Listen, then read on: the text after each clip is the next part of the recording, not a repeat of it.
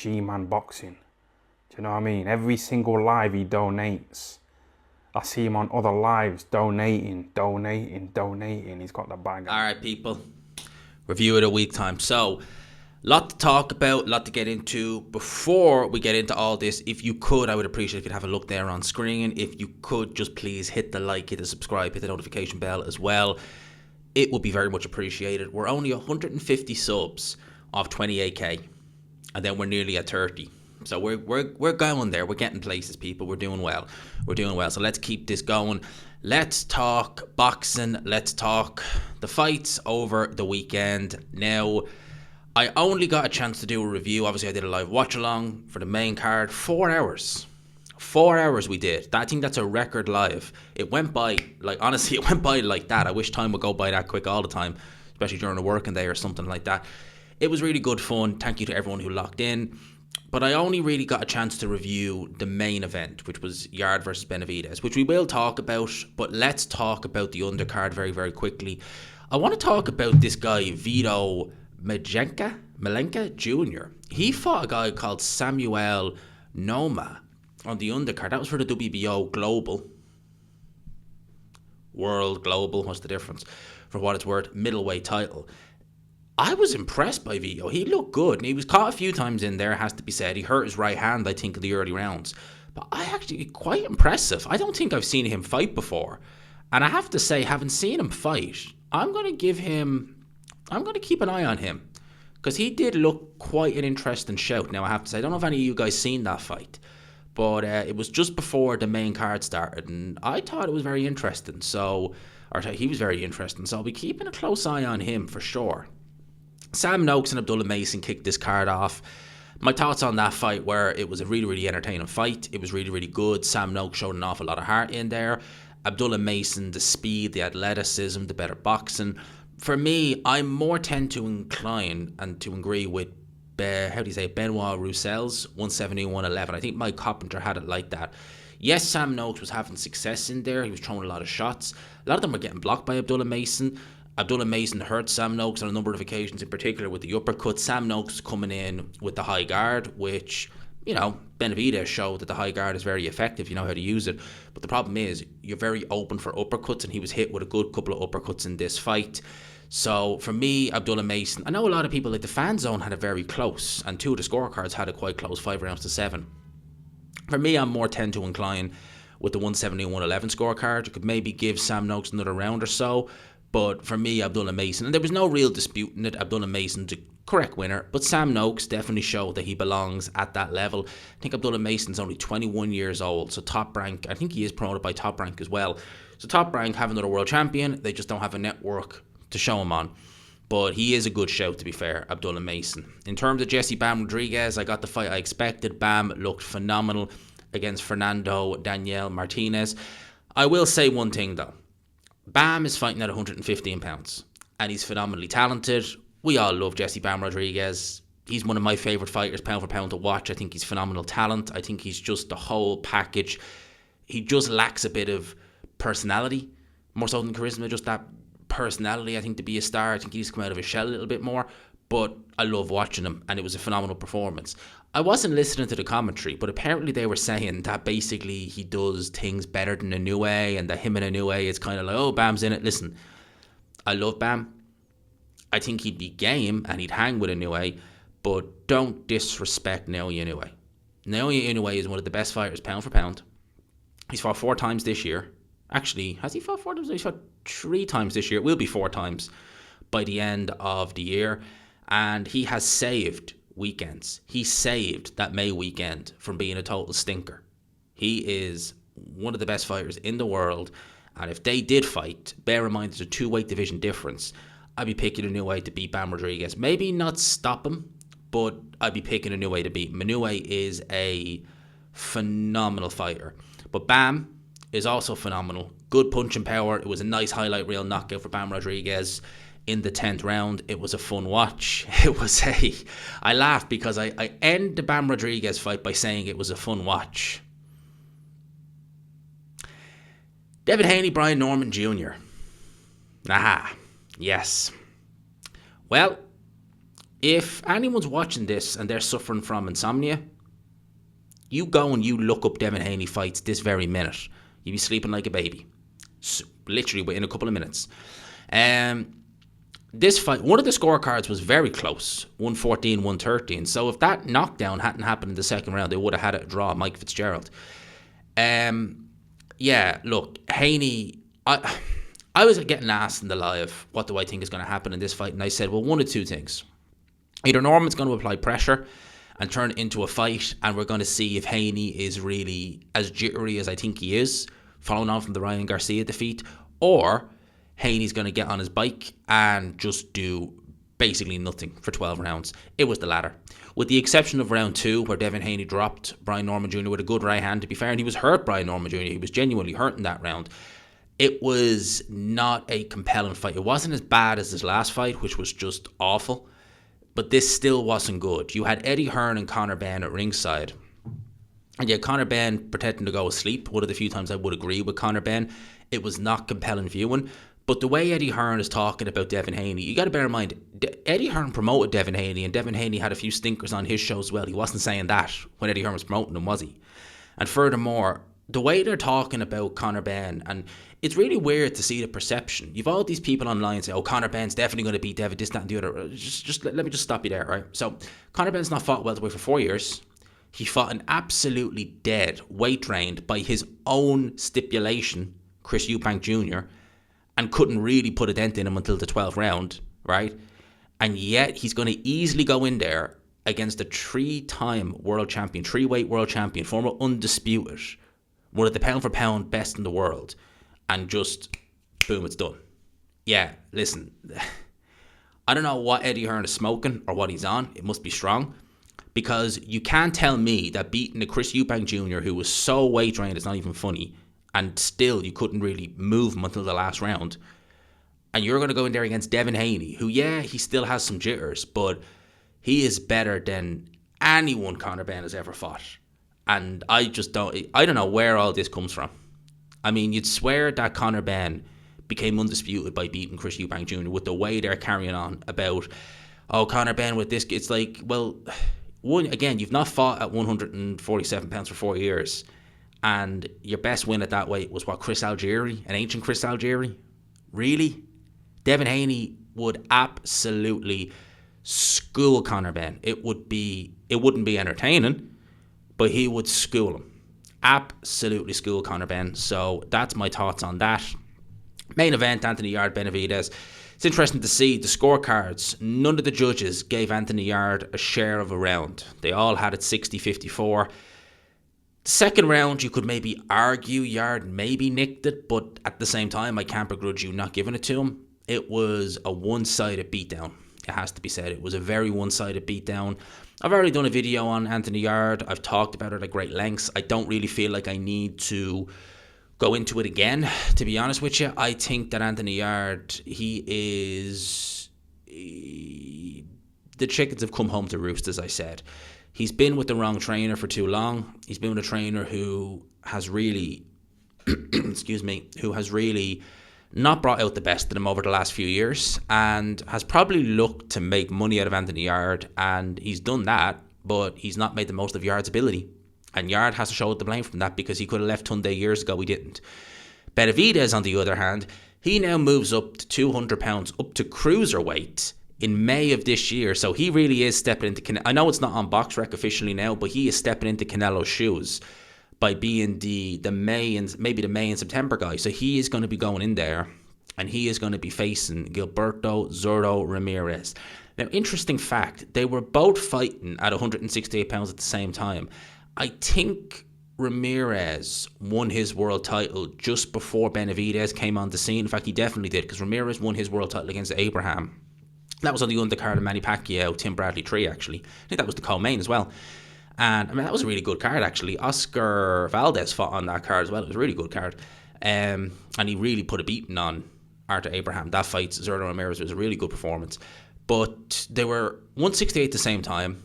Zurdo moved up before, obviously, Benavidez. Now he's a cruiserweight. Now he's world champion.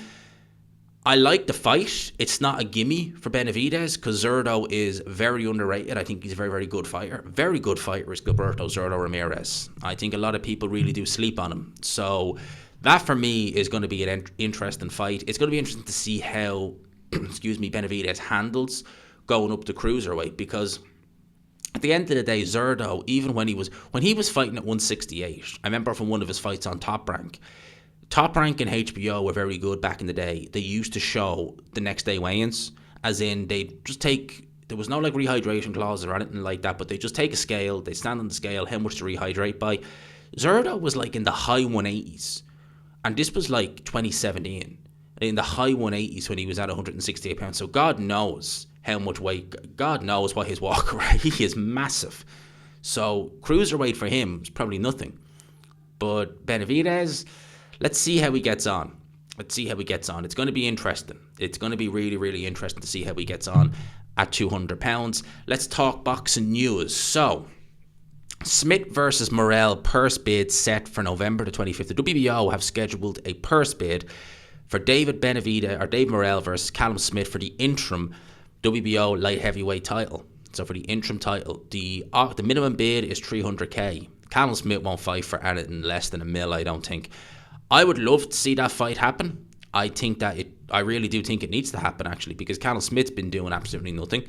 I know he's really kind of resorting to fighting once a year, but Dave Morrell, he's due a good performance. He lost to Dave Benavidez, decent performance, did a lot better than Anthony Yarde did, and then he looked awful last time. Really, really bad. So let's wait and see what he does there. Now, I'm on Everything Boxing's X account, and they're talking about Alexander Usyk vacating his WBO heavyweight title. So he's no longer undisputed, he's now only unified. That then means that Fabio Wardley has now been elevated to full champion, which is, again, as I said, for Fabio Wardley to go from where he started, white collar, to being now world champion, it's phenomenal. It's absolutely incredible. But you do ask the question, what the hell is going to happen with Alexander Usyk now? Because he's going to be, by all accounts, he was going to go ahead and look to negotiate to fight the winner of Parker Wardley, who subsequently turned out to be Wardley. So what's going on here? What's Usyk going to do? It has me worried. It really does, that he's looking to do a trilogy fight with Tyson Fury, because I really don't think Fury deserves that. And I think that they've done it twice. There's no use doing it again. But then you're hearing rumours. Certainly someone told me in the watch along last night that it's going to be Andy Ruiz he fights next, which for me is like, that's a head scratcher. One, what has Ruiz done to earn a world title shot? And two, surely a Wardley fight would have been more lucrative, you would think, and just better all round. They're both winnable. I'd pick Usyk over both of them handily, but you're just like, why? And you're hearing other people saying that's going to be Filip Hrgović, and you're like, but that doesn't make any sense either. Why would you vacate your world title to fight Hrgović? He's not a bad fighter, but it's just kind of out of left field. You'd think if you were going to vacate it and you felt the need to vacate it, you would think it's going to be a big fight that, it's going to pay me a king's ransom, and it's just like, it's not that. So it is interesting. Having said that, it's interesting to see now what Fabio Wardley does, because there could be talk of a Parker rematch, but Parker obviously has his own, issues. We all know what that is. And interestingly enough, on Thursday, there was meant to be a purse bid for Frank Sanchez versus Daniel Dubois. It was meant to happen the Thursday before, didn't happen. It was pushed back to this Thursday just gone. And Daniel Dubois, having said that, he's up for that fight, that he'll take it, let's negotiate it, this, that, and the other, pulled out of that purse bid. Now, Daniel Dubois, Frank Warren fighter, Fabio Wardley, Frank Warren fighter, WBO. I know Dubois is coming off the back of a defeat, but it's Frank Warren, it's the WBO. You know how these things go. That to me, it's the fact that he's pulled out. That's what it is, because you beat a Frank Sanchez, which I probably would make Dubois a slight favourite. You're getting a world title shot. You're next in line. You are getting that world title shot. And instead you decide to do a 180 and go back on that. That tells me something. That tells me you've got something planned. That tells me you've got something definitely lined up and you think it's going to be better. I wonder, is that what they're going to do? I wonder, is Frank Warren looking at that and thinking it's in-house? If Dubois wins, happy days, I've already done pay-per-views with him. If Wardley wins, happy days, I've already done pay-per-views with him.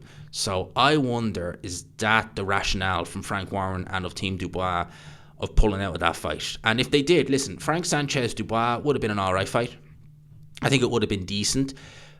Daniel Dubois, Fabio Wardley will be just, oh my God, the carnage would be just, yikes. That would be lit. That would be rated, or that'd be for 18s only. That would be carnage, that fight. In terms of other news, we'll stick with Team Usyk, because the Ring magazine, all they're doing is just posting Ring 4 stuff. It's absolutely insanity how far I had to scroll down. Even to go back 2 days on Ring magazine, all they do is post Ring stuff nowadays. It's not what it used to be when it was Benson. But Anthony Joshua's announced he's going to be training with Team Usyk moving forward. He has now officially split with Ben Davison. I can't really blame Anthony Joshua for splitting with Ben Davison. Him training with Usyk, it's going to be interesting to see. I mean, that's a team who've engineered 2 wins against him. They've engineered 2 wins against his rival, Tyson Fury. So maybe he's thinking, can't beat them, join them. He won't need it. He won't need, like, Team Usyk for his fight against Jake Paul, because obviously it was announced this week that he's going to be facing Jake Paul on December the 19th. He won't need any, like, special trainer or anything like that to fight Jake Paul. He's going to beat Jake Paul handily. People, that fight, the only way I see that going rounds is if Jake Paul literally decides to get on his bike and run around the ring. Other than that, AJ is going to win that fight like that. There's just no doubt in my mind. He's going to win it, boom, like that. Boom, it's done. See you later, it's over. That's what's going to happen. I cannot see anything other than AJ win inside a round. The one thing, AJ's had to agree to weigh in at 245 pounds. Now, it shouldn't be an issue because he's weighed in at that weight before, but he is a heavyweight and he's not used to having to adhere to a specific weight. He might have an idea in his head, right, for this fight, I want to weigh this weight, but we'll see how I feel if I'm stronger at this. You know what I mean? He has to adhere to it. That's the one thing you could say might maybe slow him down a little bit, but AJ is going to beat the living crap. Well, he's not going to beat the living crap out of Jake Paul. He's probably just going to hit him with one shot and take him out. That's going to be it. I can see why they did it. It's on Netflix. It's going to do great numbers. They're going to make an awful lot of money. And AJ can do that, and then he'll immediately call for Tyson Fury. That's what I think he's going to do. And I think that the goal for AJ next year is definitely Tyson Fury. I think that's what Turkey wants. It's just a case of what's Tyson Fury going to do. Let's wait and see. Canelo Alvarez has declared that he wants to rematch Terence Crawford next and said that the second fight is in negotiations for 2026. Well, I give Canelo all the credit in the world. I don't think he beats Terence Crawford, to be honest with you. I think that Terence Crawford beat him soundly first time. I think he'll beat him soundly the second time. But you got to respect Canelo. He wants to try and right that wrong. He hasn't been able to right a wrong in his 2 previous defeats against Bivol and Floyd Mayweather. He never got those rematches. He never actually took them. Well, I don't think there was one for Floyd. I'm not sure about Bivol, but he wants to right that wrong. He obviously feels that he has something left in the tank that he can use to beat Terence Crawford. If you're Crawford, you'd be mad not to take it. You know, you're going to get more money this time as well. You beat him soundly. So, yeah, makes sense. We'll wait and see what happens there. Obviously, it was announced on, I think, Thursday evening. Subriel Matias delivered an adverse analytical finding for a performance enhancer. I already did a video on that, gave my thoughts on it, but yeah. Matias, he fights like someone who's on the juice. He really does. And for me, you do have to look at his career and question things. At the end of the day, this is a guy who was unalive someone in the ring. And again, I'm not saying he was on anything in that fight, but it makes you ask questions. You know, you have to ask those questions. So, yeah, I think that we need to see due process happen. At the end of the day, we can't just throw the baby out with the bathwater, but it's not looking good for him. And it's going to leave a lot of questions for a lot of people. And again, he has not only injured someone, but he has taken someone who's no longer here. And that makes you ask questions, serious questions. Serious questions. Ryan Garcia has declared he is signed to fight Mario Barros for the WBC welterweight title on February 21st of next year. That'll be a slam dunk win for Ryan Garcia. Ryan Garcia looked shocking against Rowley last time, and Rowley is terrible. So Ryan really needs to find whatever it was that made him good, as long as it's legal. because if it's something that's illegal, well then there you go. But Ryan looked a shell of himself last time against Rolly, and he was only in there against Rolly Romero, people. Rolly Romero was better than Mario Barros, so that says it all. That really does say it all. So those are my thoughts on that. Is there anything else that's really there? Not really. Ring Magazine, Usyk vacating Jake Paul versus Anthony Joshua. I miss Ring when it was Michael Benson, because the amount of crap they put on their site now is crazy. It used to just be boxing news and the occasional clip. Now it's just all clips, and a little bit of boxing news here and there. There's nothing worth talking about there. So I will leave it there. Let me know your thoughts in the comment section below. I hope, as always, people, you enjoyed the video. If you could, smash the like button, hit subscribe, all of that good stuff. I hope you all have a great week this week.